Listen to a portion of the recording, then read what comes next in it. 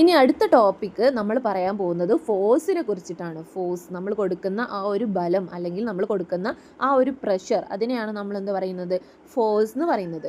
ഇപ്പം നമുക്കൊരു എക്സാമ്പിൾ പറയുകയാണെന്നുണ്ടെങ്കിൽ, ഇപ്പം നമ്മൾ ടേബിളിൽ ഒരു നോട്ട്ബുക്കോ അല്ലെങ്കിൽ ഒരു ഗ്ലാസ്സോ അല്ലെങ്കിൽ ഒരു പ്ലേറ്റോ എന്തെങ്കിലും ഒന്ന് വെച്ചിട്ടുണ്ടെന്ന് വിചാരിക്കുക. നിങ്ങൾ ടേബിളിൽ എന്തോ ഒരു സാധനം വെച്ചു. ആ സാധനം മൂവ് ചെയ്യണമെന്നുണ്ടെങ്കിൽ അവിടെ എന്ത് കൊടുക്കണം, ഒരു ഫോഴ്സ് കൊടുക്കണം. ആ ഫോഴ്സ് കൊടുത്താൽ മാത്രമേ ആ സാധനം മൂവ് ചെയ്യുള്ളൂ അല്ലേ, ഒരു ബലം കൊടുത്താൽ മാത്രമേ ആ സാധനം അവിടെ നിന്ന് മൂവ് ചെയ്യുള്ളൂ.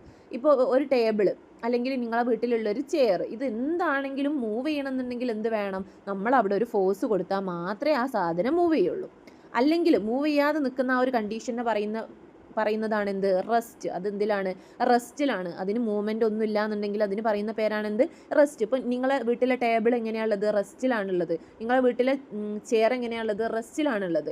ഇനി അത് മൂവ് ചെയ്യണമെന്നുണ്ടെങ്കിൽ നിങ്ങൾ എന്ത് ചെയ്യണം, അവിടെ ഒരു ബലം കൊടുക്കണം, നിങ്ങൾ അതിനെ പുഷ് ചെയ്യണം, നിങ്ങളൊരു ഫോഴ്സ് കൊടുക്കണം, അപ്പോഴേ അത് മൂവ് ചെയ്യുള്ളൂ. അപ്പോൾ ഇപ്പം നിങ്ങളെ വീട്ടിൽ മൂവ് ചെയ്യാതെ നിൽക്കുന്ന, നിങ്ങൾ മൂവ് ചെയ്യിപ്പിക്കാതെ നിൽക്കുന്ന ടേബിളും ചെയറും അതുപോലെ തന്നെ ഫ്രിഡ്ജ്, വാഷിംഗ് മെഷീൻ, ഇതൊക്കെ എന്തിലാണുള്ളത്, റെസ്റ്റിലാണ് ഉള്ളത്.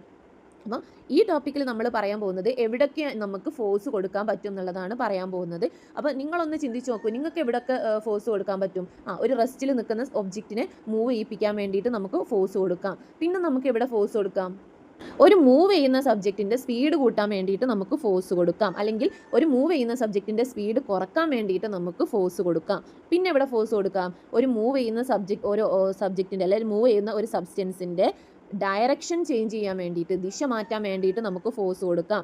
അതുപോലെ തന്നെ ഒരു മൂവ് ചെയ്യുന്ന സബ്ജക്റ്റിനെ സ്റ്റോപ്പ് ചെയ്യാൻ വേണ്ടിയിട്ടും നമുക്ക് എന്ത് കൊടുക്കാം, ഒരു മൂവ് ചെയ്യുന്ന ഒബ്ജക്റ്റിനെ സ്റ്റോപ്പ് ചെയ്യാൻ വേണ്ടിയിട്ടും നമുക്ക് ഫോഴ്സ് കൊടുക്കാം. അപ്പോൾ നിങ്ങളൊരു എക്സാമ്പിൾ പറയാം, അതിനൊരു എക്സാമ്പിൾ എന്തെടുക്കാം, അപ്പോൾ ഒരു ബോൾ മൂവ് ചെയ്യാണ്, നിങ്ങൾക്ക് ആ ബോളിനെ റെസ്റ്റിലേക്ക് കൊണ്ടുവരണം, അതായത് അതിൻ്റെ ആ ഒരു ചലനം സ്റ്റോപ്പ് ആക്കണം എന്നുണ്ടെങ്കിൽ നമ്മൾ അവിടെ എന്ത് കൊടുക്കണം, ഒരു ഫോഴ്സ് കൊടുക്കണം, വേണം. ഇനി വേറൊരു എക്സാമ്പിൾ പറയാം, നമ്മളൊരു കാർ ഓടിക്കുകയാണ്, ആ ഒരു നമ്മൾ ഓടിക്കുന്ന കാറ് ഇങ്ങനെ പോയിക്കൊണ്ടിരിക്കുകയാണ്, മൂവ് ചെയ്യണമെന്നുണ്ടെങ്കിൽ നമ്മൾ അവിടെ എന്ത് കൊടുക്കണം, ഫോഴ്സ് കൊടുക്കണം. ഇനി അത് സ്റ്റോപ്പ് ആവണമെങ്കിലും നമ്മൾ എന്ത് കൊടുക്കണം, ഫോഴ്സ് കൊടുക്കണം. അപ്പോൾ ഫോഴ്സിനെ കുറിച്ചിട്ടാണ് ഇവിടെ പറയാൻ പോകുന്നത്. അപ്പോൾ നമുക്ക് ആ ടോപ്പിക്കിലേക്ക് കടക്കാം. ഫസ്റ്റ് ടോപ്പിക്കാണ് എന്ത്, ഫോഴ്സ് ആൻഡ് മോഷൻ. അടുത്ത ടോപ്പിക്കാണ് ഫോഴ്സും ഡയറക്ഷനും. നെക്സ്റ്റ് ടോപ്പിക്കാണ് ഫോഴ്സും റെസ്റ്റും. അപ്പോൾ ഫസ്റ്റ് നമുക്ക് ഫോഴ്സ് ആൻഡ് മോഷൻ നോക്കാം. What must be done to move an object at rest. അപ്പം നിങ്ങളോട് ചോദിക്കുകയാണ്, ഒരു റെസ്റ്റിലുള്ള ഒബ്ജക്റ്റ് മൂവ് ചെയ്യണമെന്നുണ്ടെങ്കിൽ എന്താണ് ചെയ്യാമെന്ന്. അപ്പം നിങ്ങൾക്ക് പറയാം എന്താ ചെയ്യേണ്ടത്, ഒരു ഫോഴ്സ് അപ്ലൈ ചെയ്യണം. Place A notebook on table, how it can be moved. നിങ്ങളോട് പറയാണ് ഒരു നോട്ട്ബുക്ക് എടുത്തിട്ട് ടേബിളിൽ വെക്കുക, അതെങ്ങനെ മൂവ് ചെയ്യിപ്പിക്കാം എന്നാണ് ചോദിക്കുന്നത്. എങ്ങനെയാണ് മൂവ് ചെയ്യിപ്പിക്കാൻ പറ്റുക, ഫോഴ്സ് കൊടുത്തു കഴിഞ്ഞാൽ മൂവ് ചെയ്യും. Is in force apply during pushing or pulling. അപ്പം നമ്മൾ പുഷ് ചെയ്യുന്ന സമയത്ത് അല്ലെങ്കിൽ പുൾ ചെയ്യുന്ന സമയത്ത് അവിടെ ഫോഴ്സ് അപ്ലൈ ചെയ്യുന്നില്ലേ എന്നാണ് ചോദിക്കുന്നത്. യെസ്, അവിടെ ഫോഴ്സ് അപ്ലൈ ചെയ്യുന്നുണ്ട്. You might have observe the movement of ball in football match. ഒരു ഫുട്ബോൾ മാച്ചിലുള്ള ബോളിൻ്റെ മൂവ്മെൻറ്റ് നിങ്ങളോട് ഒബ്സർവ് ചെയ്യാനാണ് പറയുന്നത്. How is the ball moved, എങ്ങനെയാണ് ആ ബോൾ മൂവ് ചെയ്യുന്നത്. The ball move according to force applied by each player on the ball. ആ ബോൾ എങ്ങനെയാണ് മൂവ് ചെയ്യുന്നത്, അവിടെ കളിക്കുന്ന ഓരോ പ്ലെയേഴ്സും ആ ബോളിൽ അപ്ലൈ ചെയ്യുന്ന ഫോഴ്സ് കാരണമാണ് അത് മൂവ് ചെയ്യുന്നത്. അത് വെറുതെ മൂവ് ചെയ്യുമല്ല, ഇവിടെ ഒരു ഫോഴ്സ് വേണം. According to the force applied the ball undergo different type of motion. അപ്പോൾ നമ്മൾ കൊടുക്കുന്ന ഫോഴ്സിനനുസരിച്ചിട്ട് ബോൾ എന്ത് ചെയ്യും, ഡിഫറെൻറ്റ് ടൈപ്പ് മോഷൻസ് കാണിക്കും. Let's do the following activity to observe how the ball move according to the force applied on it. അപ്പം നിങ്ങളോട് പറയാണ്, താഴെ തന്നിട്ടുള്ള ഈ ഫിഗർ നോക്കുക, എന്നിട്ട് പറയുക എങ്ങനെയാണ് ഫോഴ്സ് ഡിഫറെൻറ്റ് ടൈപ്പ് മോഷനിലേക്ക് ലീഡ് ചെയ്യുന്നത് നോക്കാം എന്നാണ് പറയുന്നത്. അപ്പോൾ നമുക്ക് നോക്കാം. Make it move, change it's direction. A child kick A football straight across the floor. അപ്പോൾ ഫസ്റ്റ് ആ കുട്ടി എന്താ കാണിക്കുന്നത്, നേരെ ഒരു ബോൾ ഇങ്ങനെ തട്ടി വിടുകയാണ്. Another child hit the ball with more force and change it's direction. വേറൊരു കുട്ടി എന്ത് ചെയ്തു, രണ്ടാമത്തെ കുട്ടി എന്ത് ചെയ്തു, വരുന്ന ബോളിനെ നല്ല ഫോഴ്സിൽ തട്ടിയിട്ട് അതിൻ്റെ ഡയറക്ഷൻ ചേഞ്ച് ചെയ്തു. അപ്പോൾ അവിടെ എന്തുണ്ട്, ഫസ്റ്റ് ബോയ് എന്ത് ചെയ്തു, അതിനെ തട്ടി, സ്ട്രൈറ്റ് ലൈനിൽ തട്ടിയ സമയത്തും അവിടെ ഫോഴ്സ് അപ്ലൈ ചെയ്തിട്ടുണ്ട്. നെക്സ്റ്റ് നല്ല ഫോഴ്സിൽ തട്ടുന്ന സമയത്ത് ഡയറക്ഷൻ ചേഞ്ച് ചെയ്തു. അപ്പോഴും അവിടെ എന്തുണ്ട്, അവിടെ എന്ത് അപ്ലൈ ചെയ്യുന്നുണ്ട്, ഫോഴ്സ് അപ്ലൈ ചെയ്തപ്പോഴാണ് ഡയറക്ഷൻ ചേഞ്ച് ചെയ്തത്. ഇനി അടുത്തത്, A third child kick the fast moving football upward. ഇനി മൂന്നാമത്തെ കുട്ടി എന്താ ചെയ്തത്, ഫാസ്റ്റായിട്ട് മൂവ് ചെയ്യുന്ന ആ ഒരു ബോളിനെ നല്ല ഫോഴ്സിൽ ഒന്നുകൂടെ തട്ടി മേലേക്ക്. അവിടെ എന്ത് വേണം, ഫോഴ്സ് വേണം, എന്നാലേ അത് മേലേക്ക് മൂവ് ചെയ്യുള്ളൂ. അപ്പോൾ ഈ മൂന്ന് മൂവ്മെൻറ്റിലും എന്ത് അപ്ലൈ ചെയ്യുന്നുണ്ട്? ഫോഴ്സ് അപ്ലൈ ചെയ്യുന്നുണ്ട്. അപ്പോൾ ഫസ്റ്റിൽ സ്ട്രൈറ്റിൽ പോകാനും സെക്കൻഡിൽ എന്ത് മൂവ്മെൻ്റാണ്? സെക്കൻഡിൽ അത് ഡയറക്ഷൻ ചേഞ്ച് ചെയ്യാനും അതുപോലെ തന്നെ തേർഡിൽ അത് എന്ത് ചെയ്തു? മേലേക്ക് അപ്വാർഡ് മൂവ് ചെയ്യാനൊക്കെ അവിടെ അപ്ലൈ ചെയ്തിട്ടുണ്ട്? ഒരു ഫോഴ്സ് അപ്ലൈ ചെയ്തിട്ടുണ്ട്. അപ്പോൾ observe its movement through the air. You understand that it by applying force on the ball that the ball undergo different type of movement. അപ്പം നിങ്ങളോട് പറയുകയാണ്, ഇപ്പം നിങ്ങൾക്ക് മനസ്സിലായില്ലേ, ഫോഴ്സ് കൊടുക്കുന്നതിനനുസരിച്ചിട്ടാണ് ആ ബോൾ ഡിഫറെൻറ്റ് ടൈപ്പ് മൂവ്മെൻറ്റ് കാണിച്ചത്. Discuss the different type of movement of the ball in each situation. നിങ്ങളോട് പറയുകയാണ് ഓരോ സിറ്റുവേഷനിലും ആ ഒരു ഫോഴ്സ് കൊടുക്കുന്ന സമയത്ത് ബോളിലുണ്ടാവുന്ന ഡിഫറെൻറ്റ് ടൈപ്പ് മൂവ്മെൻറ്റ് ഏതൊക്കെയാണെന്നാണ് നിങ്ങളോട് ചോദിക്കുന്നത്. Having you understand that we apply force not only to move the ball but also changes direction. അപ്പോൾ നിങ്ങൾക്ക് മനസ്സിലായില്ലേ, നമ്മൾ ഈ ബോളിൽ ഫോഴ്സ് കൊടുത്തത് അത് മൂവ് ചെയ്യാൻ വേണ്ടിയിട്ട് മാത്രമല്ല, പിന്നെ എന്തും കൂടെ അവിടെ ആവുന്നുണ്ട്? അതിൻ്റെ ഡയറക്ഷൻ ചേഞ്ച് ചെയ്യുന്നതും കൂടെ ഉണ്ട്. ഇനി നമുക്ക് ഇവിടെ 3 ടൈപ്പ് മൂവ്മെൻ്റ് ഉണ്ട്. ഏതൊക്കെ ടൈപ്പ് മൂവ്മെൻ്റ് ആണ് ഈ 3ലും ഉള്ളത് എന്ന് നമുക്കൊന്ന് നോക്കാം. ഫസ്റ്റിൽ ഏത് മൂവ്മെൻ്റ് ആണ്? ലീനിയർ മോഷനാണ്. ഫസ്റ്റ് ആ ബോൾ തട്ടിയ സമയത്ത് അത് സ്ട്രൈറ്റ് ലൈനിലാണ് മൂവ് ചെയ്തത്, അപ്പം ലീനിയർ മോഷനാണുള്ളത്. ഇനി അടുത്തത് എന്താണ്? അതിൽ ചേഞ്ച് ഇൻ ഡയറക്ഷൻ വരുന്നുണ്ട്. പിന്നെ ആ മൂവ് ചെയ്യുന്ന ബോൾ ഫോഴ്സിൽ തട്ടിയ സമയത്ത് അവിടെ ഡയറക്ഷൻ ചേഞ്ച് ചെയ്തു. അടുത്തതാണ് എന്ത്? കർവി ലീനിയർ മോഷൻ. അതെന്ത് ചെയ്തു? ആ വേഗത്തിൽ വരുന്ന പന്തിനെ മുകളിലേക്ക് അടിക്കുന്ന സമയത്ത് അവിടെ ഉണ്ടാവുന്ന മൂവ്മെൻ്റ് ആണ് ഏത്? കർവി ലീനിയർ മോഷൻ. ഏതാണ്? കർവി ലീനിയർ മോഷൻ. ഇനി നമ്മളോട് ചോദിക്കുകയാണ്, what relationship could you find between motion and speed of football and force applied on it. ഇനി നിങ്ങളോട് ചോദിക്കുകയാണ്, ഫോഴ്സും മോഷനും സ്പീഡും തമ്മിലുള്ള ബന്ധം എന്താണ്? ഫോഴ്സ് കൂടുതലായി കഴിഞ്ഞാൽ എന്ത് കൂടും? വേഗം കൂടും. അതുപോലെ തന്നെ ഫോഴ്സ് കുറയുമ്പോൾ എന്ത് കുറയും? വേഗം കുറയും. മനസ്സിലായോ?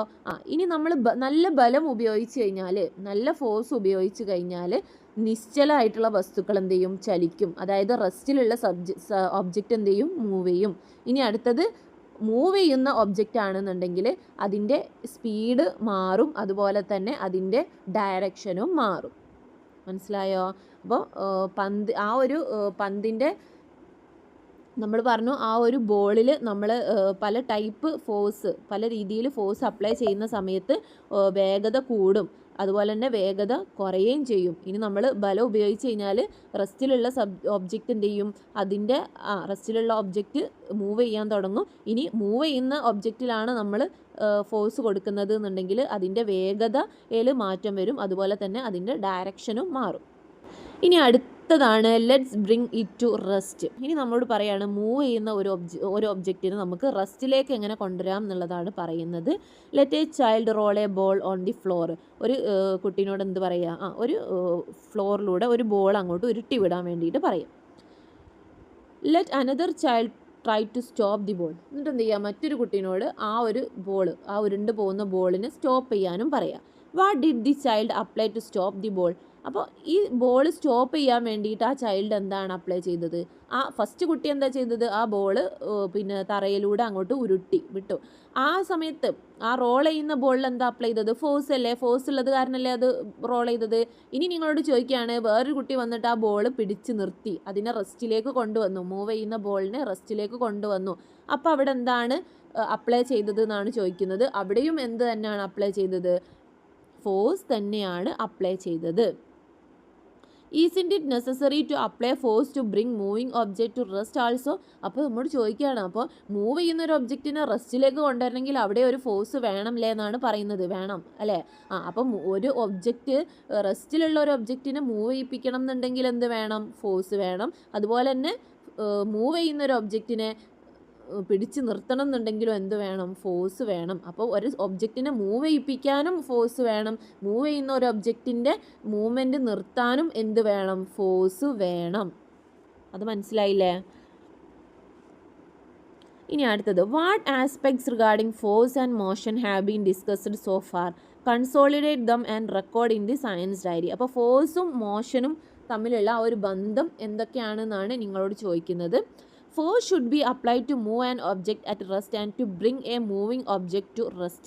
നമ്മൾ പറയാണ്, നമ്മൾ ഒരു മൂവ് ചെയ്യുന്ന ഒബ്ജക്റ്റിനെ റെസ്റ്റിലേക്ക് കൊണ്ടുവരാനും അതുപോലെ തന്നെ ഒരു റെസ്റ്റിലുള്ള ഒബ്ജക്റ്റിനെ മൂവ് ചെയ്യിപ്പിക്കാനും എന്ത് വേണം?